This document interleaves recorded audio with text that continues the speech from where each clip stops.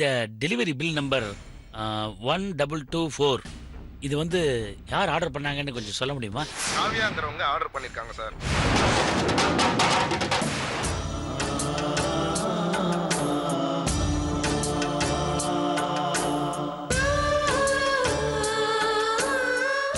போரும் மேடம். இருங்க, டாக்டர் என்ன சொல்லிருக்காரு? அட்லீஸ்ட் 1 மினிட் கொடுக்கணும்னு. இருங்க. ஒரு நிமிஷம் முரளி.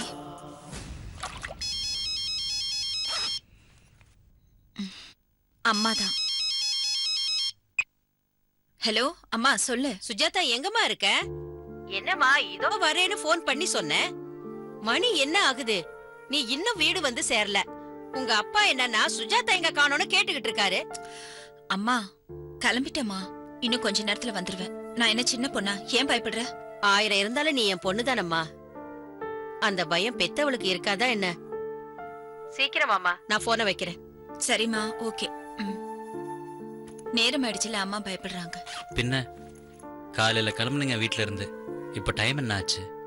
பயப்படாம முதல்ல கிளம்புங்க மேடம், நான் வந்து அனுப்பி வைக்கிறேன். நீங்க இருங்க, அப்புறம் கதவை யார் சாத்துவாங்க?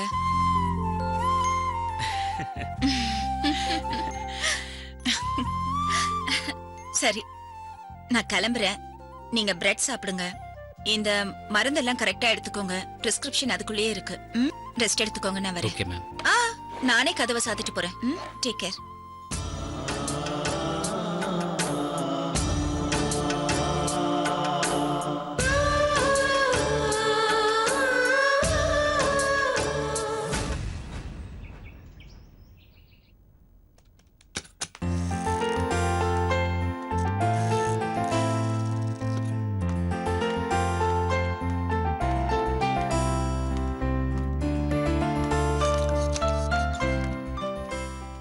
ஏய் பிருந்தா, நீ எப்படி இங்க?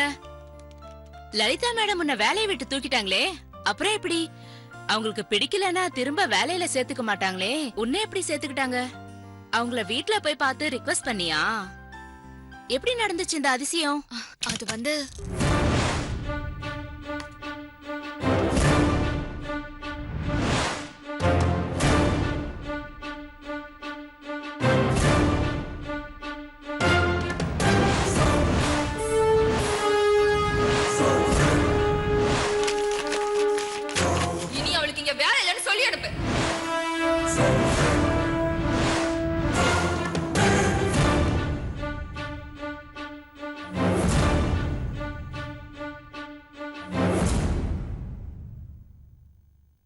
ஏய், நீ எப்படி இங்க வந்த? எம்டி சார் தான் வேலையில சேர்த்தாரு. என்னது, எம்டியா? ஆமா மேடம். ஓ, முதல்ல உன்னை வேலைக்கு சேர்த்தாரே, அத சொல்றியா? அப்புறம் தான் நான் உன்னை வேலையில இருந்து எடுத்துட்டேனே. கமலாட்ட கூட சொல்லி அமிச்சனே, சொல்லலையா? சொன்னாங்க. ஏன் கமலா? சொல்லிட்டேன் மேடம். அப்புறம் எதுக்கு இங்க வந்த? மேடம், உன்னோட பேச எனக்கு நேரமும் இல்ல, அவசியமும் இல்ல. பிடிக்கல. Get out. மேடம், நான் என்ன சொல்ல வரேன்னு பேசாத. நீ என் காலை பிடிச்சு கெஞ்சி அழுதாலும் நான் உன்னை சேர்த்துக்க மாட்டேன். உனக்கு வேலை இல்ல, முதல்ல வெளியே போ. மேடம், நான் நீ சுவாசிக்கிற காத்தோட சத்தம் கூட என் காதுல விழக்கூடாது. வெளியில போயிடு, இல்ல செக்யூரிட்டியை விட்டு கழுத்தை பிடிச்சு வெளியே தள்ளுவேன், அசிங்கப்படுத்தி அமுச்சிடுவேன். மேடம், போ.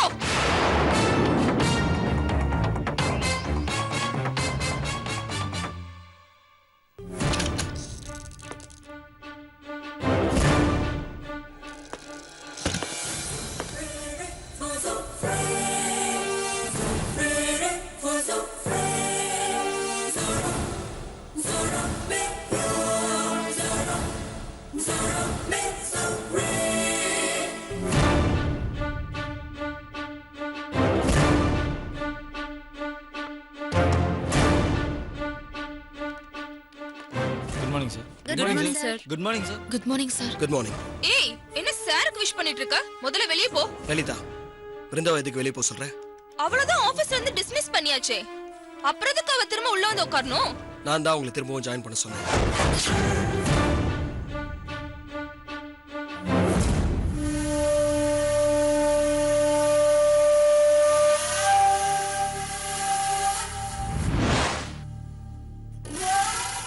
ஏன் sir? Come to my cabin. நீங்க வேலையை பாருங்க.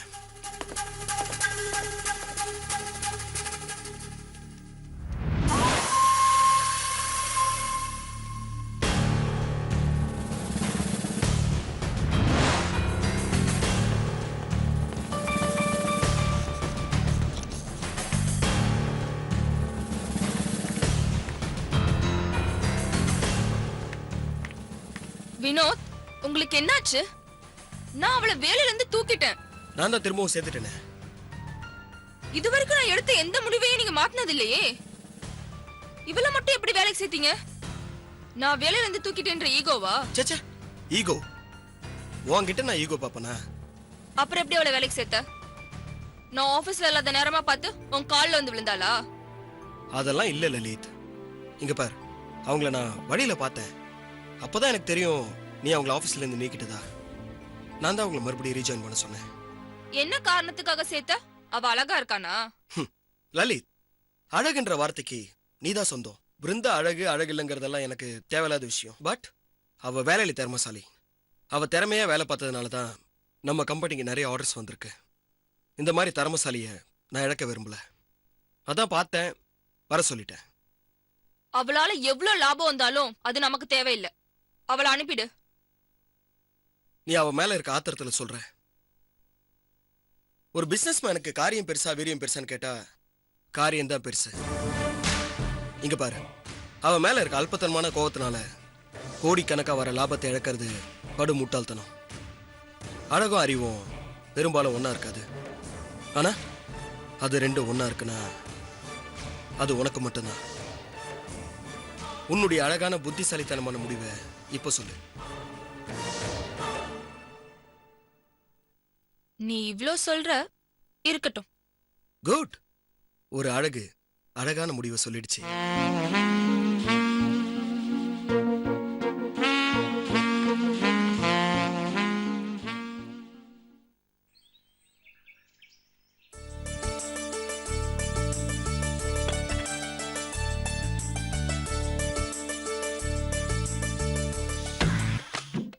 அடடே, அப்பா, சாம்பார் மனம் மூக்க தொலைக்குத.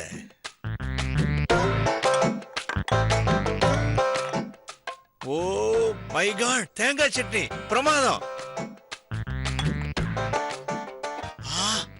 மல்லி சட்னி, எத்தனை ஐட்டம்பா.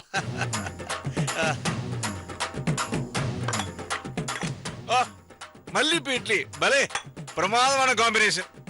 தேங்காய் சட்னி, மல்லி சட்னி, சாம்பார். மீனாட்சி பாத்தியா, என் பொண்ணு அப்பாவுக்காக எவ்வளவு பிரமாதமா டிஃபன் ரெடி பண்றத. இங்க பாரு, உன்னோட கைப்பக்குவத்தையே பொண்ணு சுஜாதா மிஞ்சிட்டா. பிரமாதம் போ. அம்மா, எதுக்குமா டிஃபன் பாக்ஸ்ல எடுத்து வைக்கிற? தட்டுல எடுத்து வைமா, அப்பா சாப்பிடுறேன்.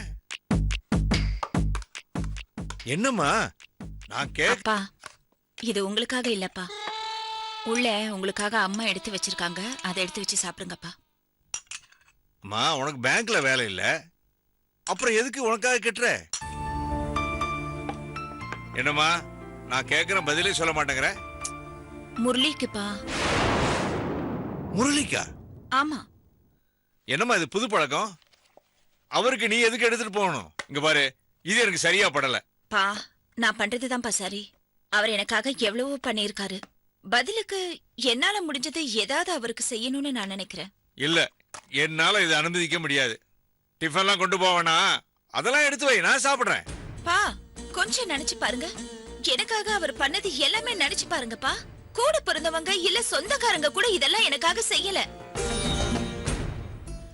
இவ்ளோ செஞ்சவருக்கு என்னால இந்த சின்ன உதவி கூட செய்ய முடியலன்னா எப்படிப்பா? மார்க்கெட்ல எனக்காக பறிஞ்சு பேச போய் தானே அவருக்கு அடியப்பட்டது. நான் என்ன தினமுமா சாப்பாடு கொடுக்க போறேன்? இன்னைக்கு ஒரு வேளை தானே கொடுக்க போறேன். இதுல எந்த தப்பும் இல்லப்பா. ஆமாங்க, அந்த தம்பி நம்ம பொண்ணுக்காக எவ்வளவு உதவி செஞ்சிருக்காரு. பதிலுக்கு நாம இத கூட செய்யறனா நல்லா இருக்காதுங்க. இத பாரு, நான் எதுக்காக சொல்றேன்னு புரியாம பேசாத. நான் புரிஞ்சுதாங்க பேசுறேன், நீங்க தான் நன்றி இல்லாம பேசுறீங்க. பாவம் அந்த தம்பி, உடம்பெல்லாம் காயம் பட்டிருக்கு, தனியா வேற இருக்கு. நம்மால முடிஞ்ச ஒத்தாசைய பண்றதுல என்னங்க தப்பு? தப்பு தாண்டி. இப்ப சொன்னியே தனியா இருக்காருன்னு, அதுக்கு தாண்டி வேண்டான்னு சொல்றேன். அவரு கல்யாணம் ஆகல, தனியா இருக்காரு. இப்படி இருக்கும்போது நம்ம பொண்ணு அடிக்கடி அந்த வீட்டுக்கு போயிட்டு வந்தா அக்கம் பக்கம் உள்ளவங்க பார்த்தா என்ன நினைப்பாங்க? தப்பா நினைக்க மாட்டாங்க? நாளைக்கு நம்ம பொண்ணுக்கு கல்யாண காட்சியும் நடக்க வேண்டாமா? ஒரு தகப்பனா அந்த அக்கறையில தாண்டி நான் பேசுறேன். அப்பா, அந்த அக்கறையில பேசுற மாதிரி எனக்கு தெரியலையே. அன்னைக்கு உங்களை சந்தேகப்பட்டு அவர் பேசினத மனசுல வச்சுட்டு பேசுற மாதிரி எனக்கு தெரியுது. அது கூட நீங்க சூழ்நிலை கைதியா இருப்பீங்களோன்னு சந்தேகப்பட்டு தானே கேட்டாரு. அது கூட எதுக்காக கேட்டாருப்பா? ஏன் மேல இருக்கிற அக்கறையில கேட்டாரு, அவரோட சுயநலத்துக்காக கேட்கல. நீ 1000 சொல்லுமா, கல்யாணமாகாத பொண்ணு அவருக்கு டிஃபன் கொண்டு போறது சரி கிடையாது. இங்க பாரு, ஏதோ உனக்காக கஷ்டப்பட்டாரு, அதுக்காக அவர் ஆஸ்பத்திரி கூட்டிட்டு போன, வீட்டுல கொண்டு போய் விட்ட. அது வரைக்கும் நீ செஞ்சது சரிதாமா. அதுக்காக இப்படி டிஃபன் எடுத்துட்டு போறதெல்லாம் ஓவர்மா. அதுவும் இல்லாம அவரை கவனிச்சுக்க 3 தங்கச்சிங்க இருக்காங்க, அவங்க பாத்துப்பாங்க. நீ எல்லாம் போவனா? அப்பா, இந்த விஷயம் அவரோட தங்கச்சிங்களுக்கு தெரியாது, தெரியப்படுத்த வேணான்னு முரளி சொன்னாரு. அது அவரோட விருப்பமா, நமக்கு தேவையில்லை. இங்க பாரு, அக்கம் பக்கத்துல நமக்குன்னு ஒரு கௌரவம் மரியாதை இருக்கு. இப்படி நீ அடிக்கடி போயிட்டு வரத பார்த்தா அது கெட்டு போயிடாது? அதுக்கெல்லாம் நம்ம இடம் கொடுக்கலாமா? சொல்லுமா. பா, சுத்தி இருக்கிறவங்கள பத்தி எனக்கு எந்த கவலையும் இல்ல. அடுத்தவங்களுக்கு பிரச்சனைன்னு தெரிஞ்சா விசாரிக்கிற சாக்குல வந்து குத்தி காமிக்கிற ஆளுங்க தானே. அந்த மாதிரியான ஆளுங்களை பத்தி எனக்கு எந்த கவலையும் இல்ல. எனக்கு என்னோட மனசாட்சி தான் முக்கியம். கெட்டதையே தயங்காம பண்ற இந்த உலகத்துல நான் நல்லது பண்றதுக்கு ஏன்பா தயங்கணும்? சரியா சொன்னமா சுஜாதா. நீ கிளம்புமா, உங்க அப்பா கிடக்குறாரு. இவர் இப்படிதான் பேசிட்டு இருப்பாரு. மா, இது கொஞ்சம் புடிமா. அரசன் அன்று கொள்வான், தெய்வம் நின்று கொள்ளுன்னு சொல்லுவாங்க. என்னோட சொல்லும் ஒரு நாள் வெல்லும். வரேம்மா. தாயிர் சிறந்த கோயிலும் இல்ல, தந்தை சொல் மிக்க மந்திரம் இல்லைன்னு சொல்லுவாங்க. அது ஒரு நாளைக்கு போக போக உங்களுக்கு புரிய போதுரி. உன் பொண்ணுக்கு எதுவும் பட்டா தாண்டி புரியும்.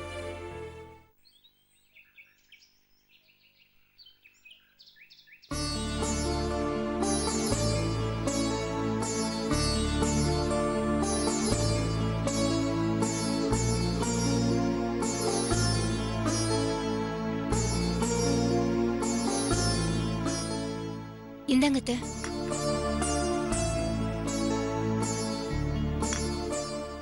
அர்ச்சனா, எனக்கு உடம்பெல்லாம் கொஞ்சம் வலியா இருக்கு. நான் அப்புறமா சுடுதண்ணி போட்டு குளிச்சுக்கிறேன். நீ கொஞ்சம் சாமிக்கு விளக்கே தெரியா? இல்லத்த, நான் தலை குளிச்சிருக்கேன். விளக்கு ஏத்த கூடாது, ராஜியை ஏத்த சொல்றேன். தலை குளிச்சிருக்கியா? இப்படியே இன்னும் எத்தனை மாசம் தான் சொல்லுவ?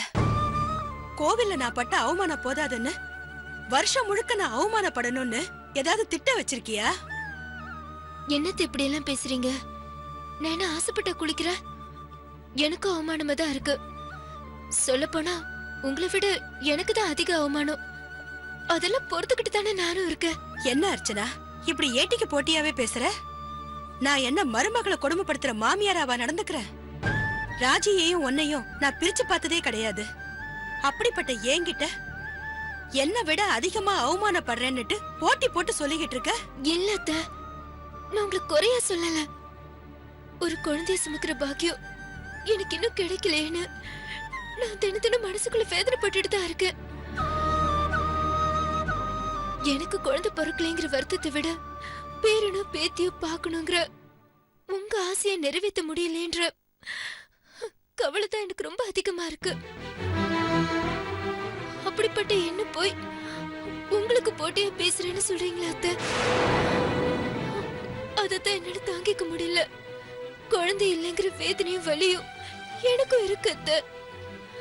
பொம்பளைங்க மட்டும் சிறப்பா கொண்டாடுற ஒரு வளக்காப்பு ஃபங்க்ஷன்ல கூட கலந்துக்க முடியாத துரதிருஷ்டசாலியா நான் இருக்கேன். மா, உனக்குலாம் அறிவே கிடையாதா? எதுக்குமா நீ அழ வச்சிட்டு இருக்க? பாவமா அவங்க ஒன்ன மாதிரி தானே அவங்களும் குழந்தை இல்லைன்னு வருத்தப்படுறாங்க. அதுக்கு மேல நீ வேற அவங்கள டார்ச்சர் பண்ணிட்டு இருக்க. ஏய், என்னடி பெரிய மனுஷி மாதிரி பேசிக்கிட்டு இருக்க? உனக்கு இதெல்லாம் புரியாது. போய் உன் வேலையை பாரு. ஏன் புரியாது? எல்லாம் புரியும். குழந்தை பிறக்காததுக்கு எத்தனையோ காரணம் இருக்கு. அதுக்கு அண்ணி மட்டும்தான் காரணம் இல்ல. அப்படின்னா என் புள்ள காரணம்னு சொல்றியா? அப்படின்னு சொல்லல, அப்படியே இருக்கலாம்னு தான் சொல்ற. ஏன் அண்ணிய மட்டுமே குறை சொல்லிட்டு இருக்க? வாய மூடுறி. ரமேஷுக்கு எந்த குறையும் இல்ல. ஏன்னா உங்க அப்பாவோட குடும்ப பாரம்பரியத்திலயும் எங்க குடும்ப பாரம்பரியத்திலயும் வம்சாவழிக்கு எந்த குறையும் கிடையாது. அப்படிப்பட்ட பரம்பரையில என்னடி குறை இருக்கும்? சயின்ஸ பத்தி தெரியாத உங்ககிட்ட எல்லாம் பேசி பிரயோஜனமே இல்ல. ராஜி, இந்த பேச்சு இதோட விடு. அம்மா, நீ குளிச்சிட்டியா? சாமி விளக்கேத்தணும் அப்படிதானே? நான் ஏத்திடுறேன்.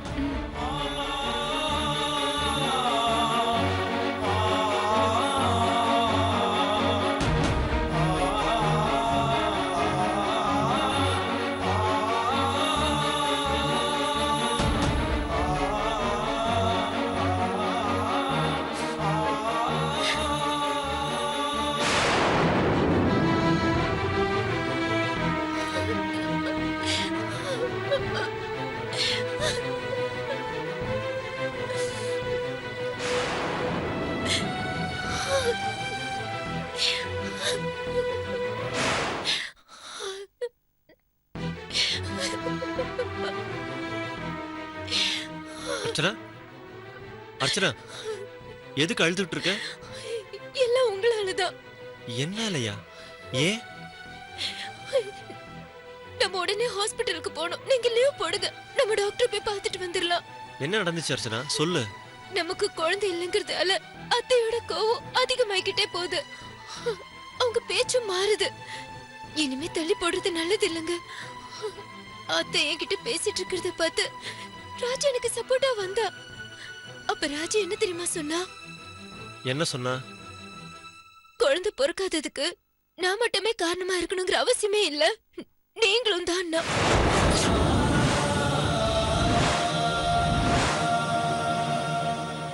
உடனே அத்தையோட கோவம் ராஜா மேல திரும்பிடுச்சு. இப்படியே ஒருத்தர் மாதிரி ஒருத்தர் பேச ஆரம்பிச்சா கடைசியில குடும்பத்துல நிம்மதி இல்லாம போயிடும். அதனால தாங்க சொல்றேன், மனக்கசப்பு பெருசாக்குறதுக்குள்ள நம்ம டாக்டர் பாக்குறதா நல்லதுன்னு தோணுது. இன்னைக்கு என்னால வர முடியாது அர்ச்சனா. நீ டாக்டர் கிட்ட அப்பாயின்மெண்ட் வாங்கி வை, நம்ம கண்டிப்பா போகலாம். Okay, by. நான் ஆபீஸ் போயிட்டு வரேன்.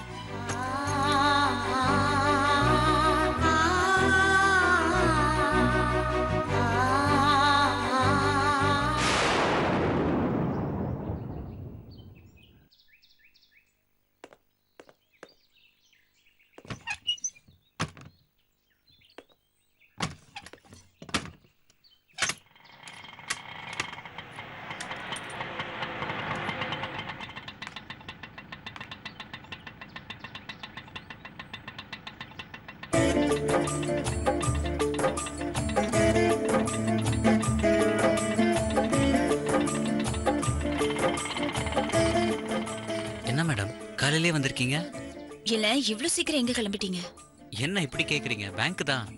சரி போலாம், முதல்ல உள்ள வாங்க. டைம் ஆச்சு மேடம். பேங்க் டைமை பத்தி என்கிட்டயே சொல்றீங்களா? அதுக்கெல்லாம் நிறைய நேரம் இருக்கு, முதல்ல உள்ள வாங்க. போற வழியில டிஃபன் சாப்பிட்டு போனா நேரம் சரியா இருக்கும். அப்படி என்ன முக்கியமான விஷயம்? நீங்க வெளியில எல்லாம் ஒன்னும் சாப்பிட வேண்டாம். உங்களுக்கு டிஃபனும் மத்தியானம் லஞ்சும் கொண்டு வந்திருக்கேன். டிஃபன் சாப்பிட்டுட்டு அப்புறமா பேங்க்குக்கு கிளம்பலாம்.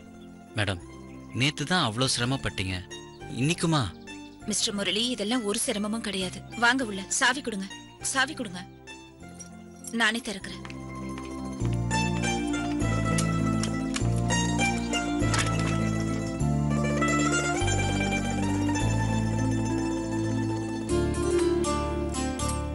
வாங்க.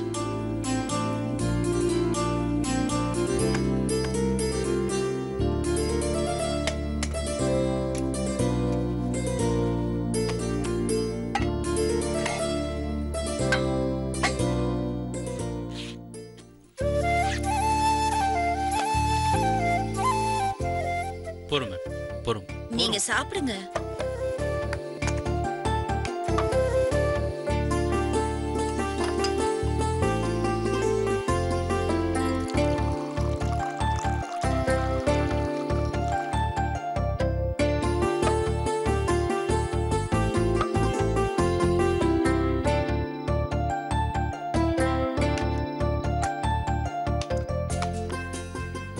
இட்லி மென்மையா சூப்பரா இருக்கு மேடம்.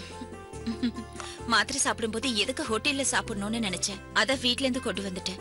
அதுக்காக காலையிலேயே மத்தியான சாப்பாடும் கொண்டு வரணுமா? அதனால என்ன? இப்படி ருசியா சாப்பிட்டு நாக்கு பழகிடுச்சுன்னா அப்புறம் ஹோட்டல் சாப்பாடு நான் சமைக்கிறது எப்படி சாப்பிட முடியும்? சரி, அப்போ உங்களுக்கு லஞ்ச் வேணாம் அவ்வளவுதானே? நான் லஞ்ச் திருப்பி எடுத்துட்டு போயிடுறேன். ஐயோ, இருக்கட்டும் இருக்கட்டும், கொண்டு வந்துட்டீங்கல்ல, திரும்ப எடுத்துட்டு போய் ஏன் சிரமப்படணும்? நானே எடுத்துட்டு போறேன். சரி.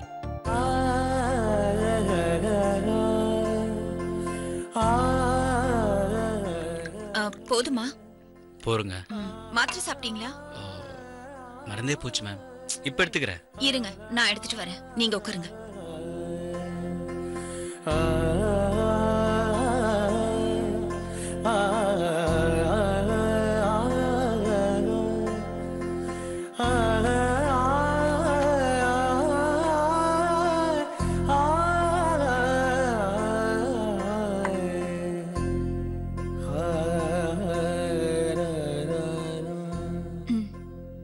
இந்தாங்க.